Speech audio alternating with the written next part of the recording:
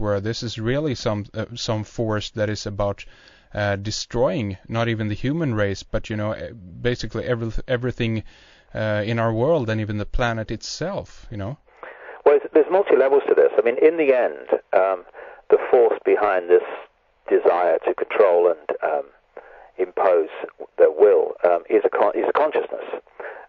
And as it comes down the levels to the physical, it takes various forms. And the form it takes in the physical world are these interbreeding bloodlines that go back to the ancient world that have been expanding their power over thousands of years. But if you go into other dimensions, then it's entities that are not human in the way that we would see human. I mean, what we call human is just the body computer. I mean, we're consciousness. We're not human. We're infinite consciousness. What we call human is just the computer program of the physical body. And there are other computer programs that manifest in different ways to what we would call human. I mean, just look at the diversity of form on this planet when you look at the insect world, the animal world, or the human world, and then just think what diversity, and that diversity exists within an almost infinitesimal frequency range that the five senses can access, the eyes can access. Imagine what diversity of form exists in these or infinite other dimensions of reality. So there are this force takes other forms in other realities, and they interconnect with each other. And we've had this age-old theme of all over the world of possession, of people being possessed by demons and all this stuff. Yeah. And that is based on the fact that there are entities that exist just outside the frequency range of human sight, which you can feel. You go into a house where these entities have been operating outside the realm of human sight, so you can actually see them, but you go in there and you go, oh my God, it's horrible in here, and because you're feeling the vibrations they're giving out. And you get that when you meet some of these elite people, because and you look through their eyes, which are the window on the soul. It's very true. And you feel the entity, even though you don't see it. And sometimes, and this is where shape-shifting comes in, or it's one reason for shape-shifting, there are other explanations too, because it's not just one, where people have seen not just people in the elite positions, but often that's the case, but they've seen people change in front of their eyes from a human form to a non-human form and then back again. Often this takes the form of reptilian type entities, although there are others too. And people think that that's impossible, but it's not, because if something enters our frequency range of human sight, then we see it. When it leaves the frequency range of human sight, it appears to disappear. Not disappeared at all, it's just left the television station that you are actually tuned to. Yeah. So sometimes when the possessing entity, its frequency changes to move into this realm, suddenly you go, whoa, did you see that? And sometimes it's just a flash, and sometimes it's for longer. People say, what do you see? Oh, I saw this. Oh, you couldn't have done that, and all the rest of it. I mean, this is what ghosts are. The ghosts are, what we call ghosts are, again, there are many explanations for this, all of them valid, but one of them is they are entities that are normally outside the realm of the five senses, that sometimes come into the realm of the five senses, at which point you see them. And those who have a dial that's much more fluid than the norm,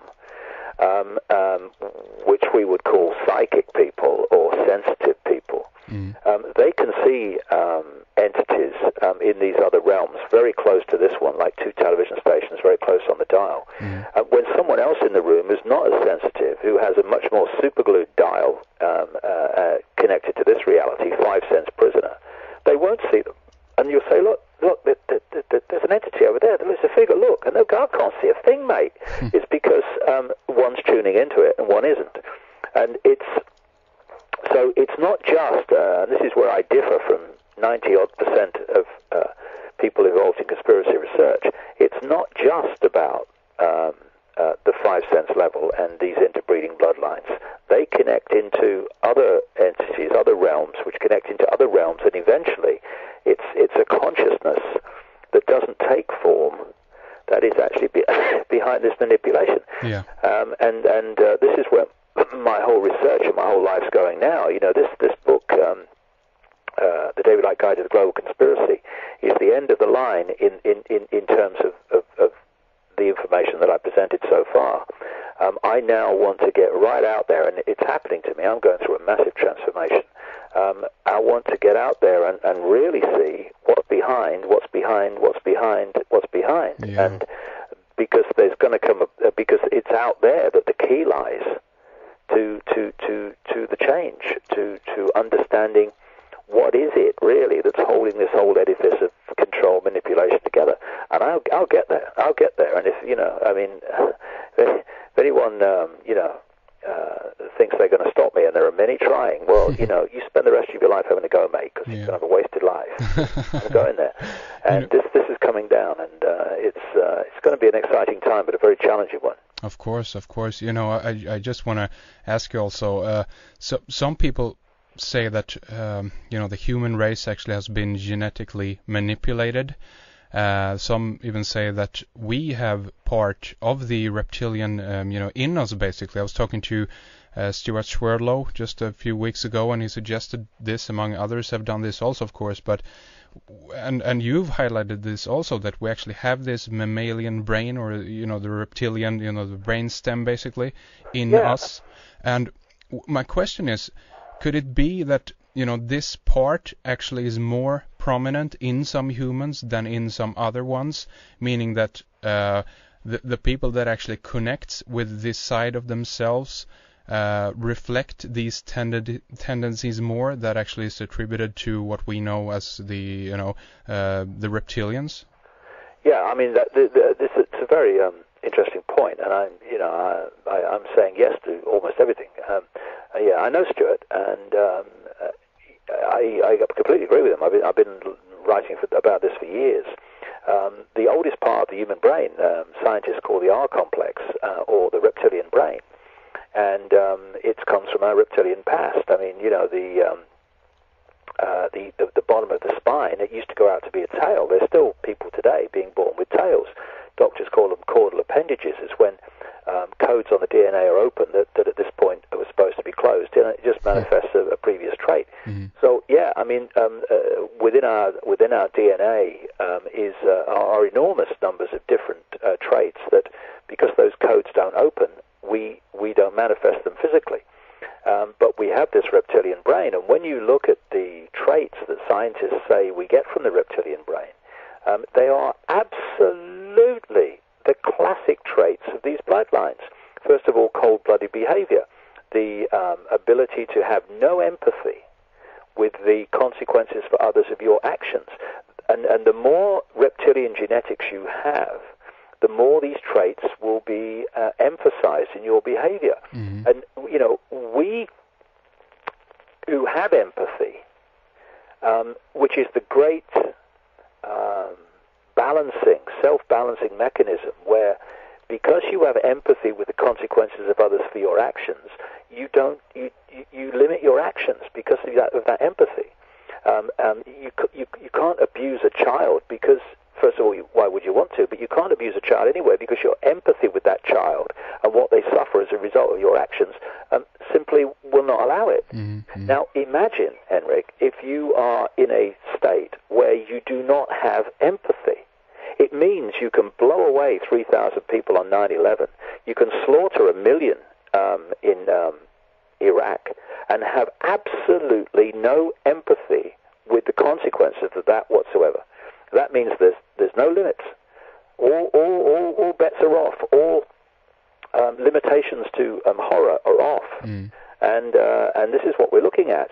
The other traits of the reptilian brain, the R complex, in humans, are an obsession with top-down hierarchical structures of power, of control and ownership. This is mine. Of might is right. And another key thing here is that the reptilian brain is about survival.